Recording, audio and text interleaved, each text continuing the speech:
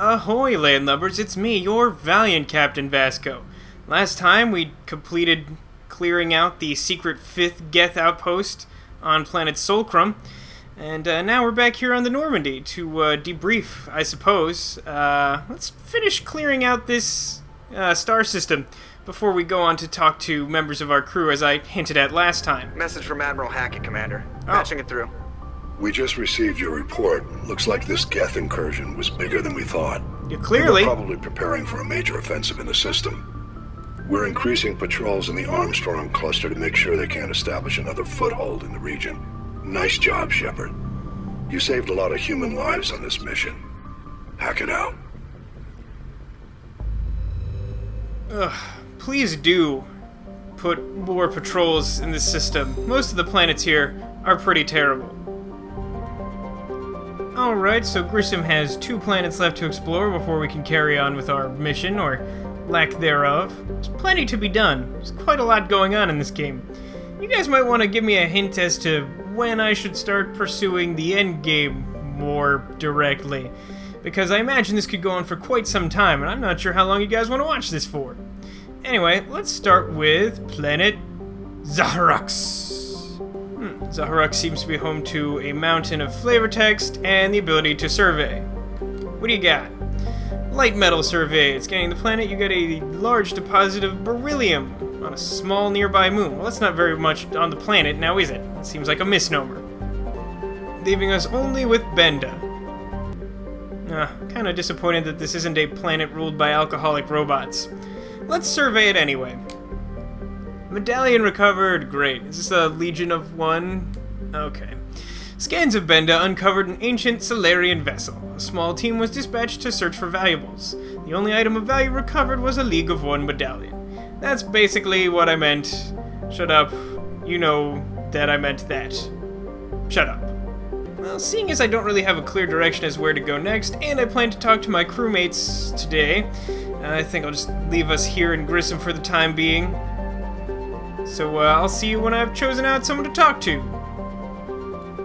Hey, Joker, thanks for rolling all my calls for me. How's it going? Commander, something you need? I feel we definitely talked about his disease. What does investigate do? Personal history, ship status reports. Sure. How's the Normandy performing? Is she everything they said she'd be? She's the best ship in the fleet, if you've got a pilot who knows how to handle her. Balance isn't what you'd expect. Takes a while to get used to that oversized drive core we got stuffed in the back, and her power can sneak up on you if you're not careful. The Normandy's probably too much ship for your average Alliance pilot, Commander. Lucky for you, I'm anything but average. Okay. What if I just want to talk? I'd like to know my crew. Mind if I ask you a few questions? Personal questions? I can see where this is going. You did a background check on me, didn't you? Well, since that was apparently the exact dialogue tree I went down before, and I'm kind of surprised and annoyed that it didn't clear that, let's just skip right ahead to personal history? How'd you end up joining the Alliance? Look, if you're looking for an inspirational tale of the crippled kid overcoming impossible odds, you're gonna be disappointed. My mother was a civilian contractor working for the Alliance. I basically grew up on the Arcturus station back when they were building up the fleets. Spend all that time around Alliance ships, there's a good chance you'll end up going to the Academy. And I don't recall if we discussed your nickname. Why does everyone call you Joker? It's a lot shorter than saying Alliance Flight Lieutenant Jeff Moreau. Plus, I love to make little children laugh. Sure, I'll take that on face value, despite the weirdness of it. I was just thinking how much you remind me of Santa Claus. Look, I didn't pick the name. One of the instructors in flight school used to bug me about never smiling. She started calling me Joker, and it stuck. Why didn't you ever smile? Hey, I worked my ass off in flight school, Commander. The world's not gonna hand you anything if you go around grinning like an idiot. By the end of the year, I was the best pilot in the Academy, even better than the instructors, and everybody knew it. They'd all got their asses kicked by the sickly kid with the creaky little legs. One guess who was smiling at graduation? Yeah, looks like we've exhausted all our options. Thanks for talking, Joker. Let's see who else wants to talk. I have to go. Hey, Caden, still have, like, overwhelming depression from your personal issues?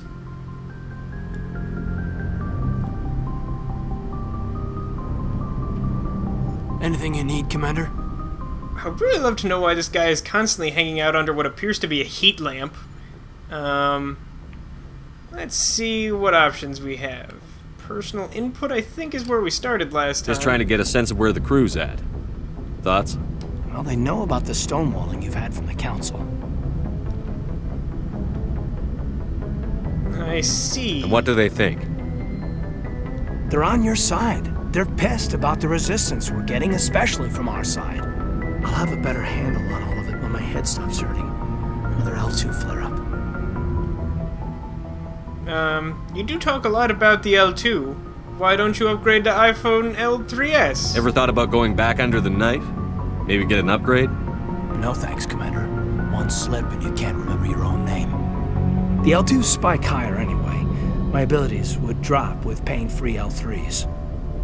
That'd be a cold day before I turn myself over to a Canadic subsidiary. Tell me about it. Literally, I hope. Got a story there, Olenko? You know the records about the biotic trading out on Jump Zero? They're all classified because the Alliance made mistakes. After first contact, Canadics was set up to track Element Zero exposures and develop implants for humans. Once we had an embassy on the Citadel, Canadics could bring in experts instead of taking it slow. I'm sure they meant well. Yeah, I'm not convinced that that's true. You do what you have to do also seems pretty terrible. All of these options are kind of terrible. You had a bad teacher somehow seems the most sympathetic. Get your knuckles rapped a few times, Lieutenant? Yeah, you could say that. Our instructor was a Turian by the name of Commander Vernus. A real hard-ass. He basically had a free pass to break us if it would turn out a decent biotic. Kind of spiral from there, Commander. Again, did his training work? Are you good enough to be on my ship?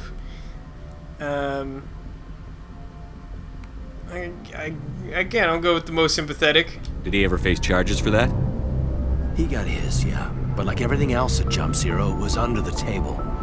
The less said, the better. Anyway, this is ancient stuff. I walked it off a long time ago. See, he keeps saying stuff like that. Commander. We're here to make history, not rehash it. Tactical appraisal on what exactly? What's your opinion on the last mission? Dr. Tassoni.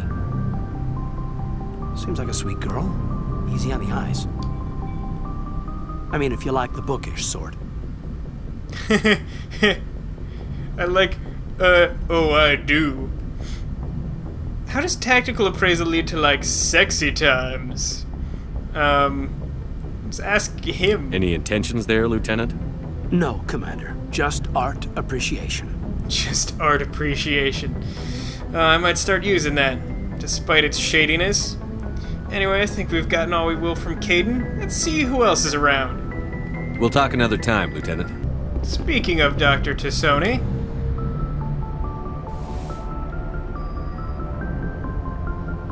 I get the feeling you want to ask me something, Commander. What's your sign? Maybe we could pick up where we left off. You were telling me about your interest in the Protheans. Actually, I think I was talking about my interest in you. And baby. Making a fool of myself in the process. As I said, I am not used to dealing with people, especially humans. Why would you bring it up now? I did not really know much about your species when we first met, Sheppard. I found it hard to take humanity seriously. Your kind always seemed so rushed and high-strung. What's changed? Has your opinion changed at all? It has. I have been watching you and your crew. It has taught me a lot about your species. You humans are creatures of action. You pursue your goals with an almost indomitable determination. It is an admirable trait, but also an intimidating one. Oh? You're scared of us? Unfortunately, the rest of the galaxy sees humanity as something of a bully. You run over anyone in your path to get what you want. It is up to people like you to change their minds, Sheppard. Oh? Why me? There is a reason the Council chose you to become a Spectre. They saw something special in you. The best of what humanity has to offer. I looked into your history. I know what happened on Akuz. The fact that you survived shows a remarkable strength. You Googled me? Why are you so interested in me? I wanted to know more about you. To understand what made you into the man you are. There is something compelling about you, Sheppard. Interesting. I'll go with this. You're interested in me because of my visions. You just want to know more about the Protheans. I admit, your connection to the Protheans had something to do with my initial interest, but it has grown beyond that. You intrigue me, Sheppard, but I was not sure if it was appropriate to act on my feelings. Well now. I thought there might already be a relationship between you and Chief Williams. I don't even know all these options. I love. You're an alien! I can't do the sexy things! It's not serious, sort of implies there is a relationship, even though. It's weird. Have I done something to make the game convinced that I have a relationship? I didn't choose that ridiculous kissing option, which is the only thing I could think of that would trigger that. So I could basically say, yes, I am in a relationship. No, be kind of coy about it, or be a complete dick.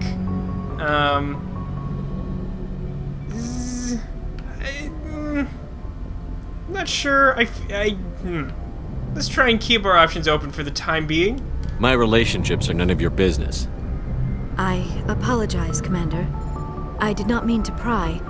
I thought there was a mutual attraction between us. Well, that didn't work. Obviously, I do not know as much about human relationships as I thought. I am attracted to you. Well, I guess I have to make a commitment here now. I feel like it's just too obvious to go for Liara as a love interest. I know that, like, having a love interest sort of influences things further down the line. I have no idea what. But I feel like it is in my best interest to pursue some relationship. And I feel like it's just too obvious to go for Liara, and perhaps boring to you guys, who maybe already did that by instinct the first time you played. So I'm gonna say no here, and hopefully people aren't mad at me. I'm not interested in you in that way, Liara. This is very embarrassing for me, Commander. Please, let's talk about something else. I think I already explored these options in the past. Maybe not Asari culture. Let's do that real quick. I'd like to know more about the Asari. We were the first species to discover the Citadel. We were instrumental in forming the Council, and we always strive to be the voice of peaceful cooperation in galactic disputes. My people believe we are all part of a single galactic community. Each species contributes something to the greater whole.